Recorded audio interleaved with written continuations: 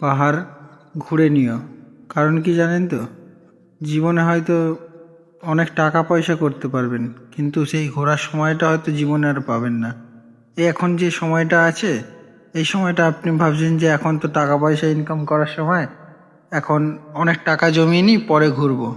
কিন্তু পরে আপনি জীবনে কোনোদিন সময় পাবেন না আর ঘোরার মতো।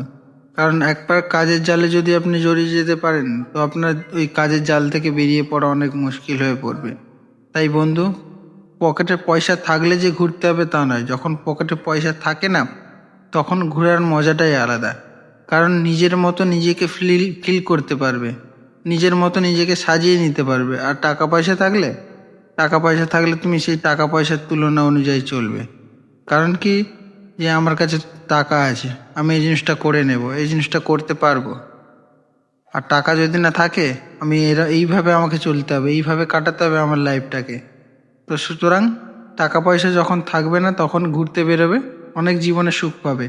আর জীবনে অনেক অনেক কিছু দেখার বাকি আছে ভাই, অনেক কিছু করতে বাকি আছে, অনেক কিছু, মানে অনেক জায়গা আছে যেগুলো আমরা ঘুরতে ভালোবাসলেও আমরা কেউ পারি না।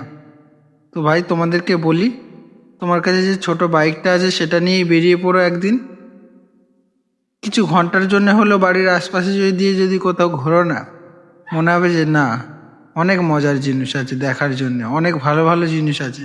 ভাই ফিল করতে শেখো এই প্রকৃতিটাকে। এই প্রকৃতিটা আমাদের কাছে যে কত গুরুত্বপূর্ণ, কত আনন্দের একটা জিনিস, আমরা কেউ ভাবি না।